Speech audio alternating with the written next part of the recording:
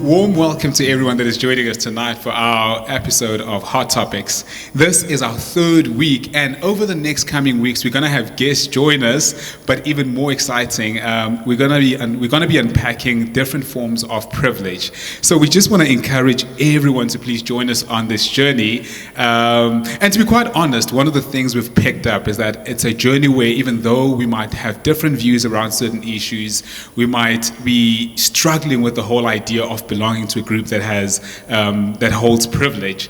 But part of belonging to a family is learning that there are moments when we have to pause, engage on issues that we're not comfortable with. It does not make us belong to one another any less, but it gives us an opportunity to even belong to one another in a much more meaningful way.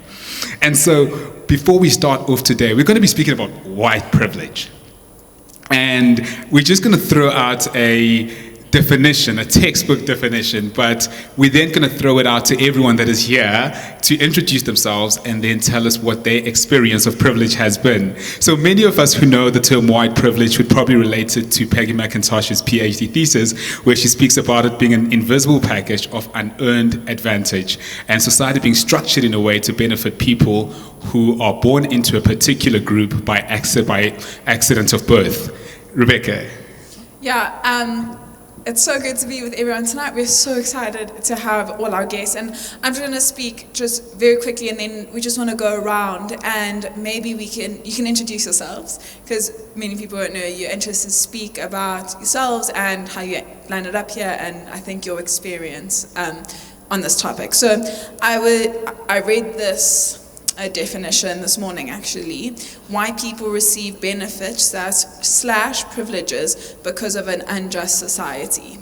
A society that is geared towards white people. And actually read a quote the other day that said, we're sorry that society isn't designed with black people in mind.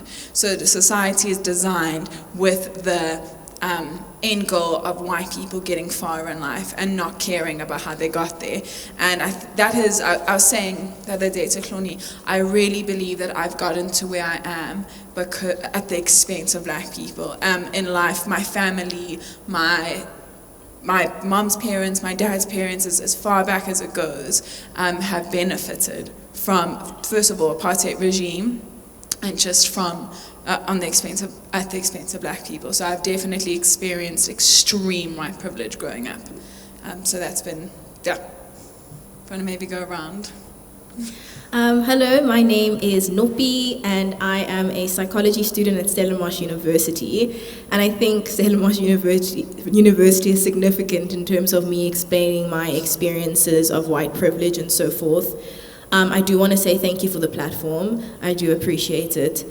So basically, maybe just a quick examples of how I see white privilege is when I think of myself as a black individual, as a black woman, I think of myself as constantly having to navigate my blackness because I find myself in spaces which constantly point out that blackness is not the standard, that whiteness is the standard. And that's your small examples from walking into a high school that is majority white kids and every single day remembering that you're black once again because you don't reach the standard of whiteness, being told that you can't be a prefect at a school because black women are too sassy, stepping into a space such as Stellenbosch University. And I read something that says it's not even that you are black, it's that you feel black, because you step into those spaces which constantly remind you, once again, that blackness is not the standard. So when I think of white privilege, I think of it as whiteness, being the standard in society that was obviously socially constructed at the expense of black people who then have to navigate their blackness in a society which was never built for them, nor made for them. Hey everyone, I'm Greg. I actually work at Gracepoint as the worship music director, and I've been on the stage many times, but this is a different opportunity. I just want to first of all say thank you to everyone for the opportunity to engage in conversations, and I actually called myself out the other day because I had a tough couple of days, and I didn't feel very good, from a just like emotional perspective a couple of days ago, and I sent a message to both of you guys saying that I'm gonna have to pull out of the conversation because like I'm not doing so great. I've had a tough couple of days, and I really did have a tough couple of days. But the truth is, behind that excuse, which was, you know, my truth in that moment was a voice saying like, you need to get out of this conversation, this is really uncomfortable, which for me was like, in a sense, the very definition of white privilege is wanting to step back into my comfort, you know, where I don't think the bulk of people in this country have the option of stepping out of discomfort. I think I'm going to leave it there for now. Yeah. Great. Yeah. Greetings, everyone. I'm Lindo, and I think this is my first time on the stage, unlike many of the people that I'm sharing the stage with. I am a candidate attorney at Cliff Deckhoff Mayor, and I think this topic is quite interesting because it forces you to look into history, to look into racism, and what the effects of that have been in society. And if you look at the system of racism itself, you would probably say that privilege is a sister of racism because it is as a result of an injustice that happened in the past. And at the back of that injustice, there are few selected individuals who benefit from that. Yeah. And I think my own experience with that has been in many different ways. And I think the most vivid one would be at university.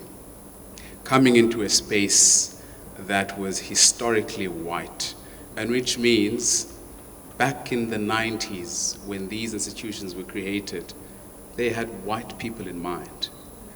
And you fast forward to 2020, you have black people in universities, and in most cases, they are dominating the spaces.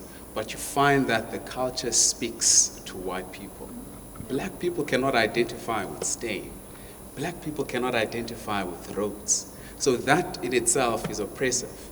And as a result of that culture, you have white people who would assault black people in a form of the Shimla Park protest. I'm not sure if many of you have heard about that. But it's a result of this system that makes them believe that they're superior to blacks. And those are the results and the effects of racism and the baby of racism, which I call privilege. You know, it manifests in different forms and in different shapes. And I think for now, I'll leave it at that, with that just context. Hi everyone, my name is Farai. I'm very happy to be here, to be having this conversation. I think we need to normalize such conversations in churches. I think what's great is that my experience at Gracepoint has been one where we do discuss such matters, but I think we need to discuss them more often, and I'm glad that we've got this platform.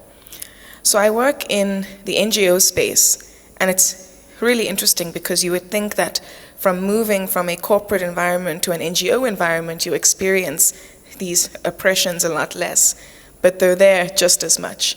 And I'll just share two examples of how I've experienced white privilege in the NGO space. The first is that for people of color who are high up in the NGO space, you must have a master's minimum, a PhD at best.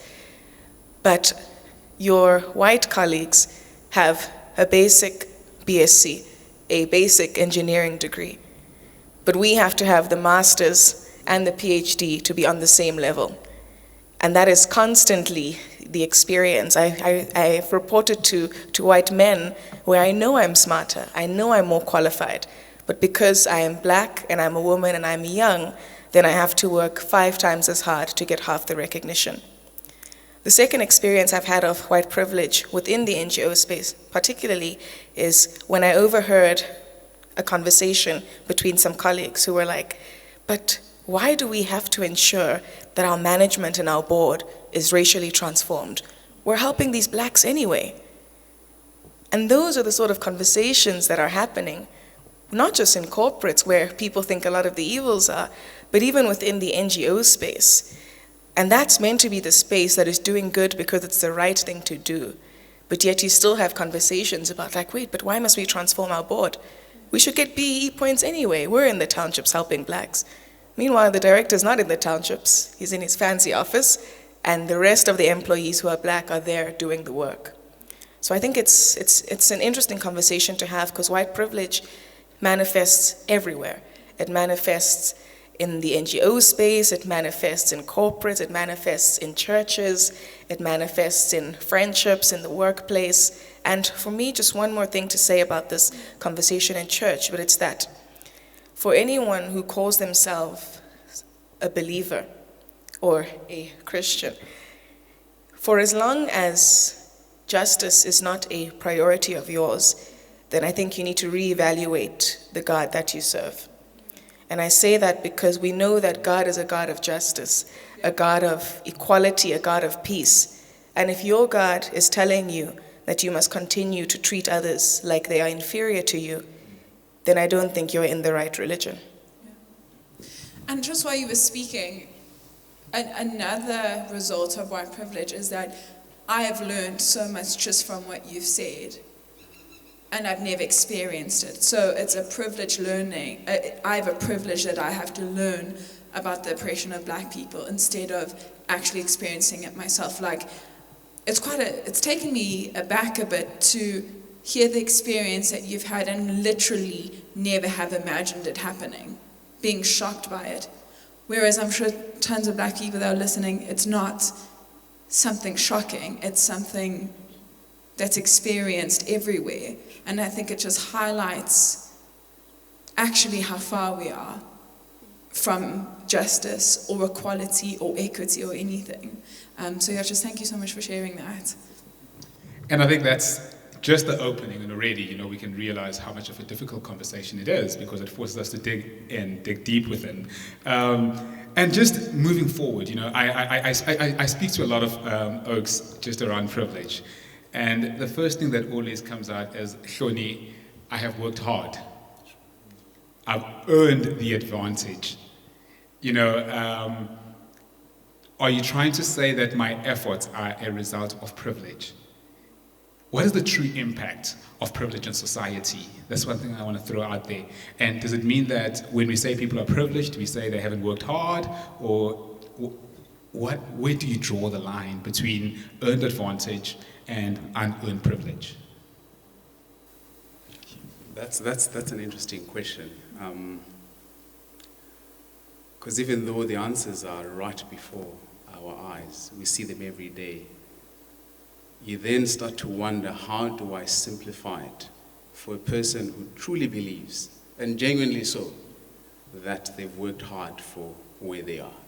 You have many blacks who have worked just as hard, if not double or triple, but who did not have the success that you've gained as a result of their skin color. And that is just a reality, and that is just a fact, that as a result of racism, as a result of our historical injustice, there are those who would benefit at the expense of others. And I'll make you a simple example of how society is constructed and why it's easier for white people and harder for black people in corporate and in many different spaces that we have already touched upon. In 2017, I was doing my master's in Cape Town. I lived in Wynberg, next to a taxi rank and next to a train station. And every morning, at around 6, you would see thousands of people coming up from the train station and from the taxi rank, coming into the city to work. Then you start to think, where are these people coming from?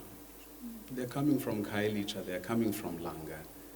The spaces that were historically designated as the Bantustans, the spaces that were historically designated as the townships that black people were only reserved to. Only black people had the right to live there. And the cities where they're coming into now were predominantly, and in most cases, only reserved for white people. So you could only come through a ticket of being a domestic worker, working the garden or working inside the house. But you see that in 2020 today, people are coming from townships from rural areas to work into the city. And that is a system of inequality. That is how unequal our society is. You look at Alexander, you look at Sandton. As a result of being in Alexander as a white person, or in Sandton as a white person, you have more access. As a result of me being in Sandton, chances of me going to a good school are very slim. Chances of me of even finding a place into university are very slim. And then finding a job in Sandton, very, very slim compared to you, who has access to those spaces, who has parents who probably hold very prominent positions within different companies in that specific space. So without realizing that historical injustice and that historical background, you would genuinely believe that you've worked hard for what you have.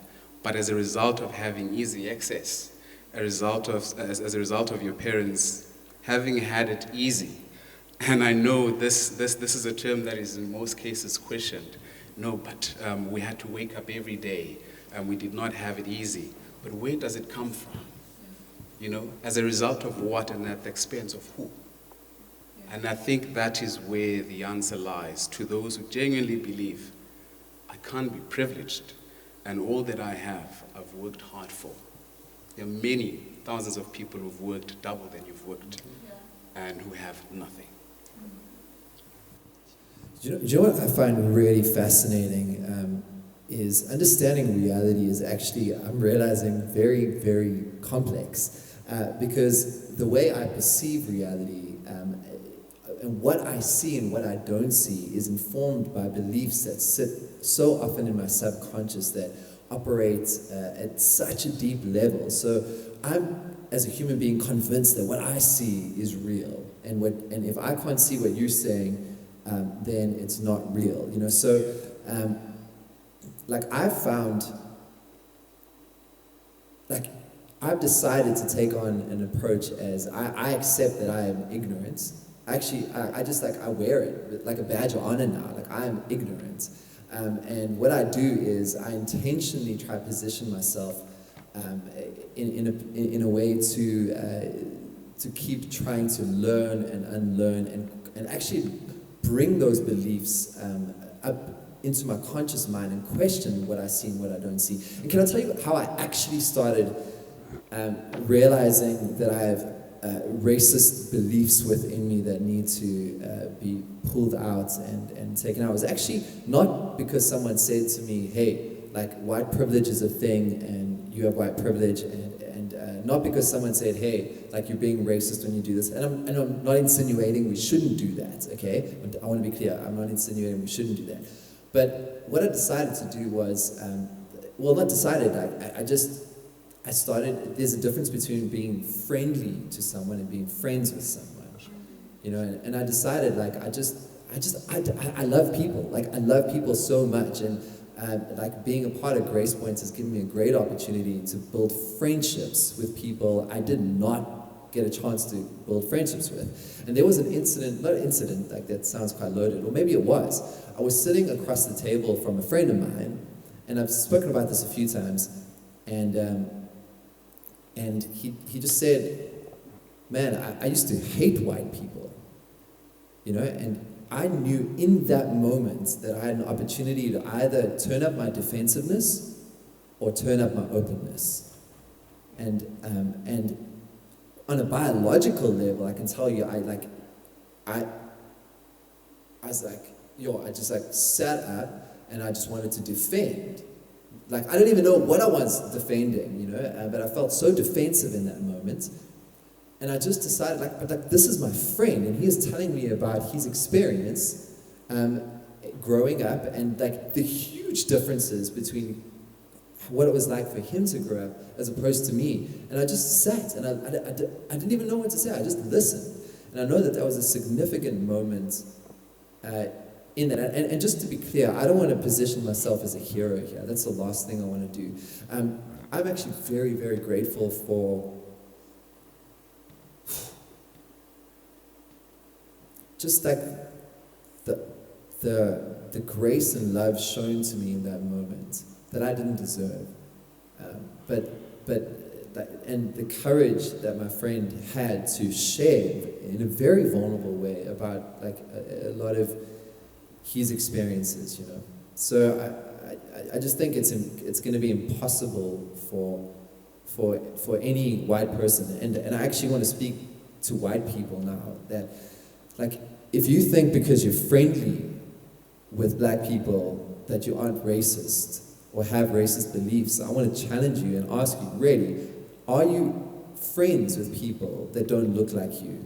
And on top of that, how open are you to just sitting in a conversation and really, really listening to the other person without having your preconceived narrative on the table? Can you put that aside and just listen, and then really question yourself and your own beliefs? You know.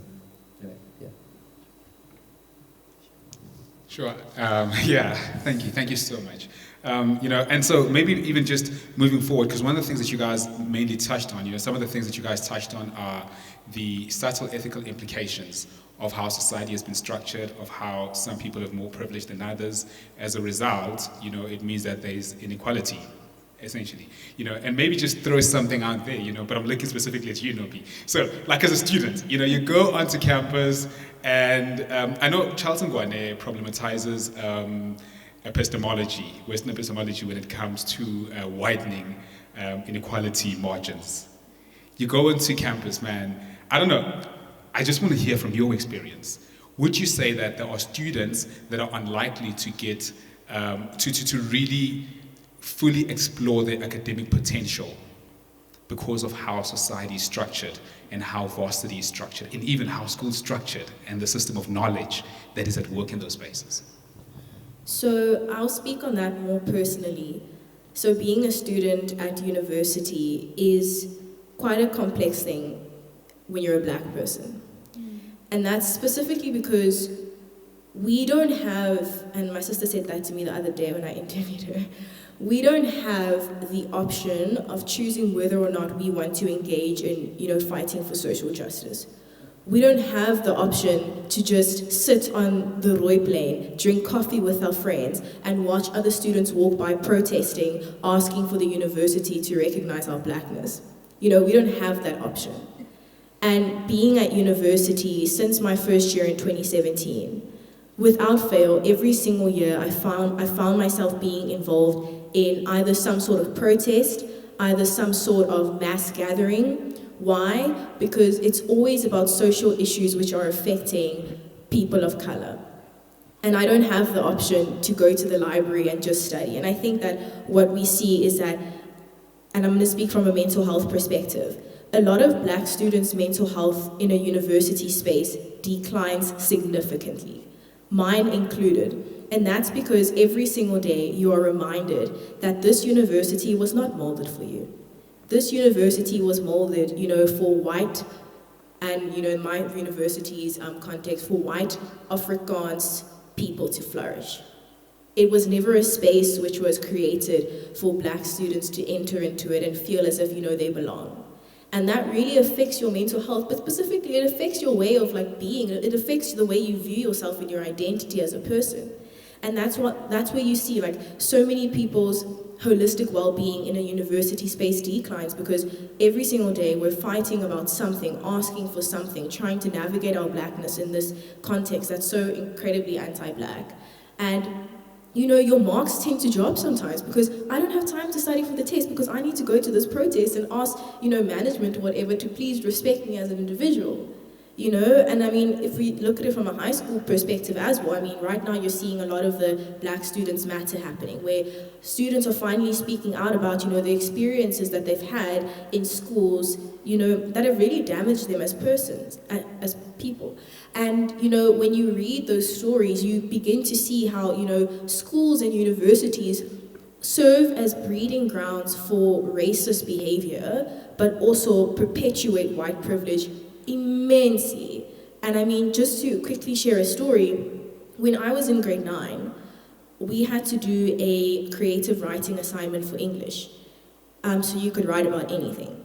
And I remember writing about how I didn't want to be black anymore.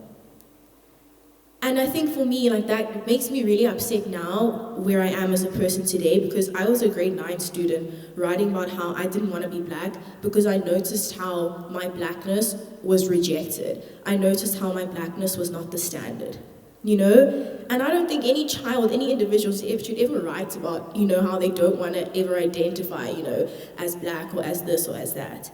And, you know, I handed in my paper, and the teacher, who was white at the time, marked it, told me, fix your grammar. That was it. And that was literally a black student crying out for help, saying, look at me, like, please see me.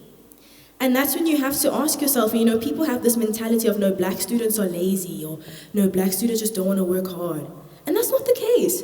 We work very, very hard. But we have to acknowledge the fact that, you know, we're living within a structure, specifically referring to university now, that was not made for us. And every single day is a constant fight to try and make people and the space understand that we deserve to occupy the space. And I think that that's also what people don't understand. And specifically, it's like the psychological effects of, like, every single day you're navigating your blackness and you're trying to prove to the world why your humanity is of value. And that's something no one should ever have to do. Yeah.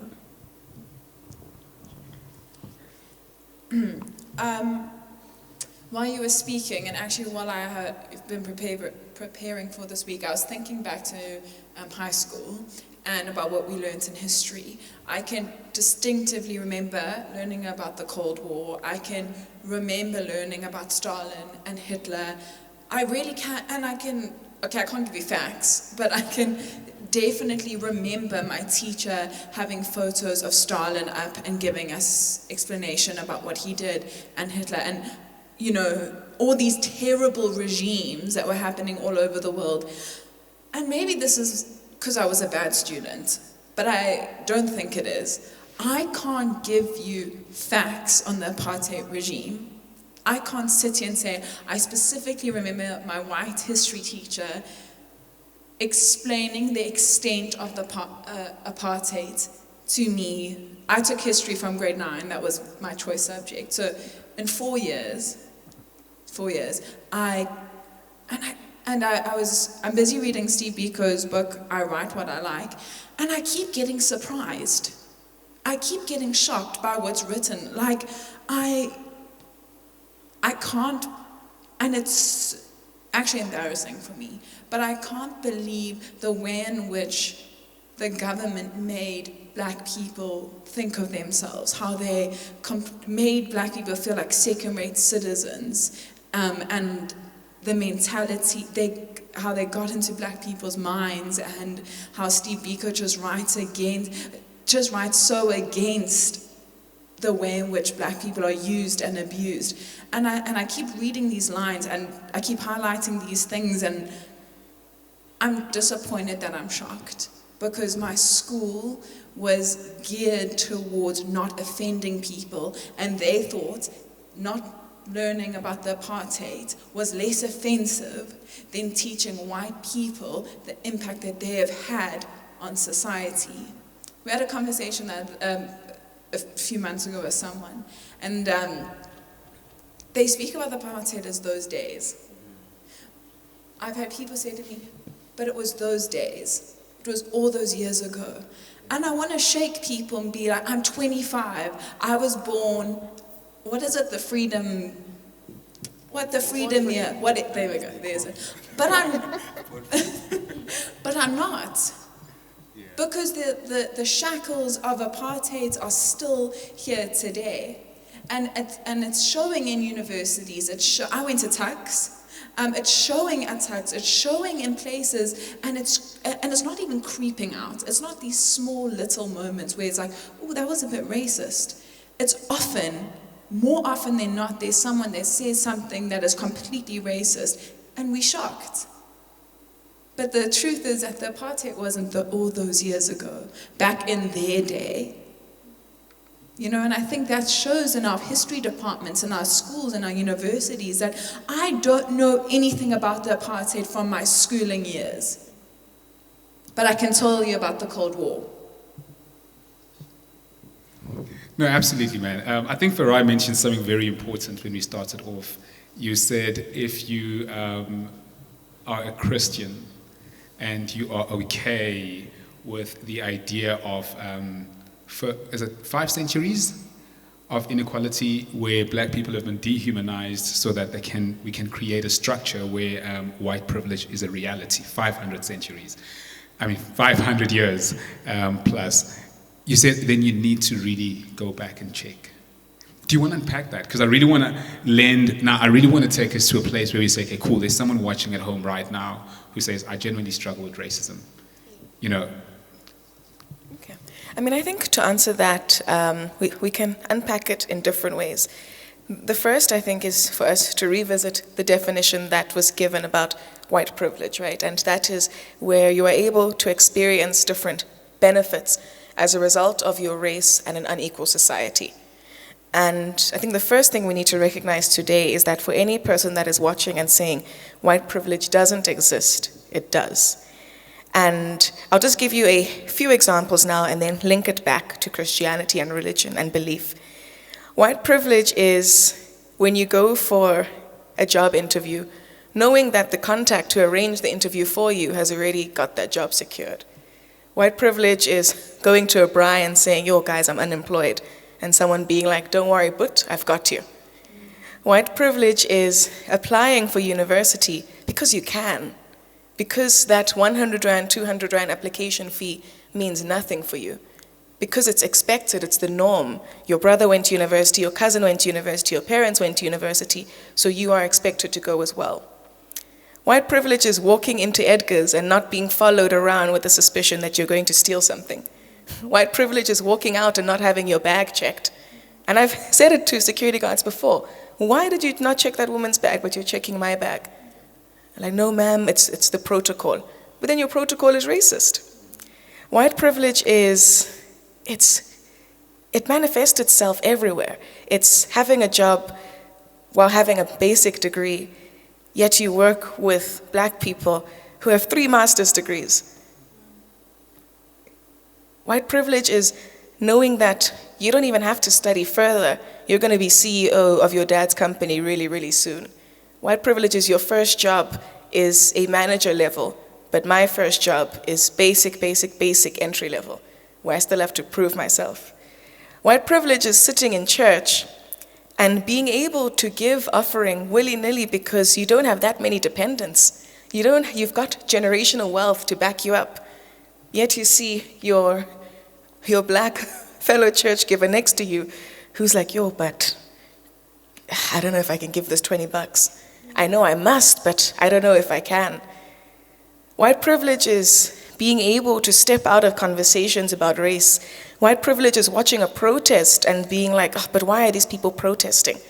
White privilege is watching something happen and being like, oh, but they mustn't burn the buildings.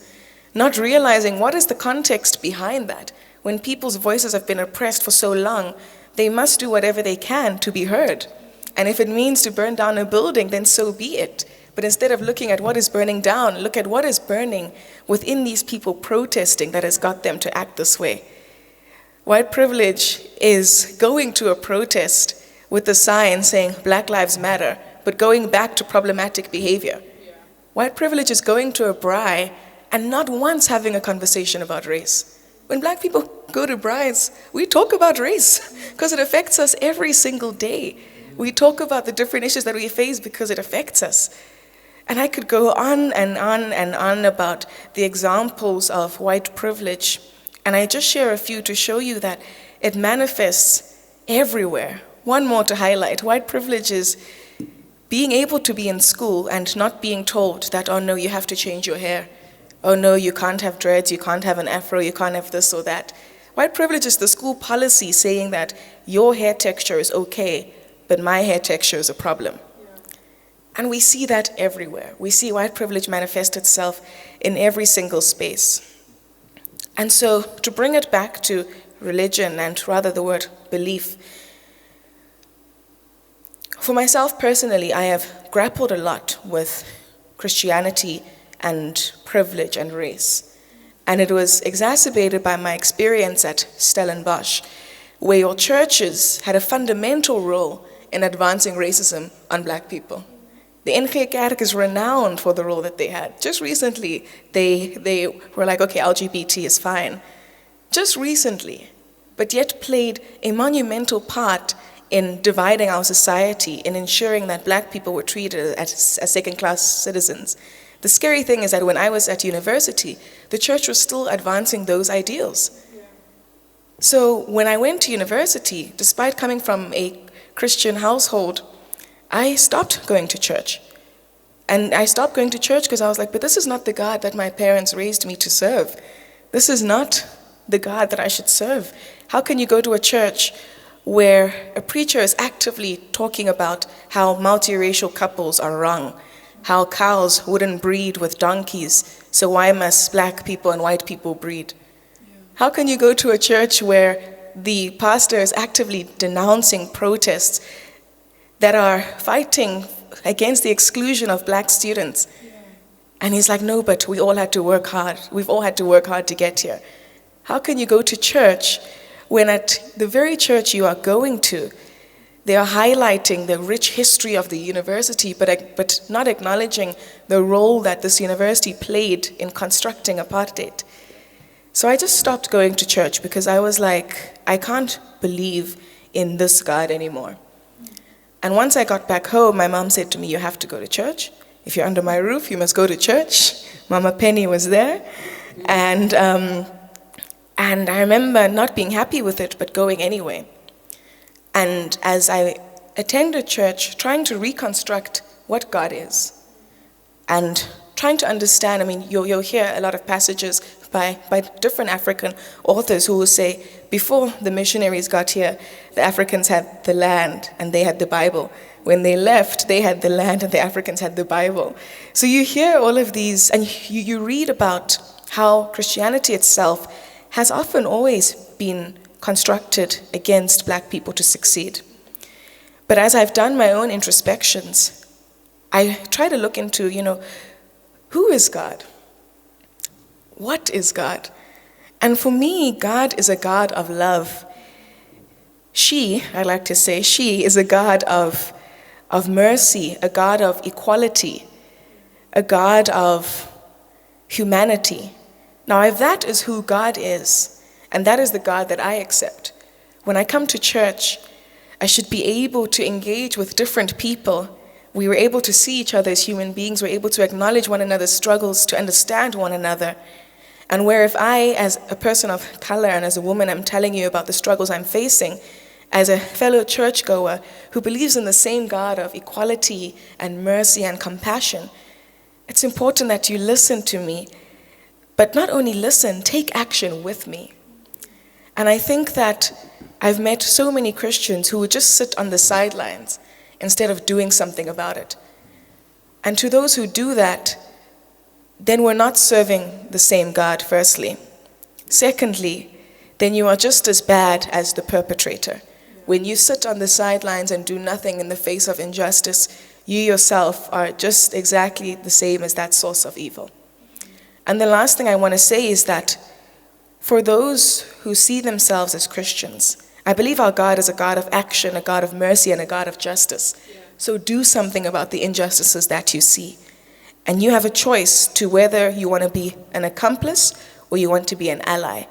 If you are an accomplice, it means you're unreliable. It means you can wake up one day and be like, Black Lives Matter, wake up the next day and be like, I don't have energy to fight today. Sorry guys, you're on your own. All lives matter. But if you are an ally, if you are an ally, you do that.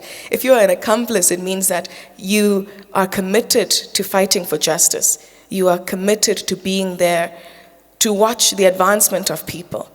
And I'll tell you now that I won't rest until we live in a society where every single person is just welcomed and happy for who they are.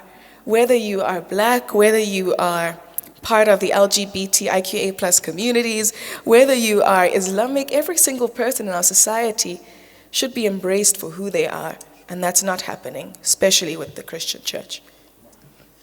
Yeah, just as we end off now, just as we wrap up, I was reading last night that the word justice in the Bible is actually Hebrew, it's mishpat, which actually means restoration.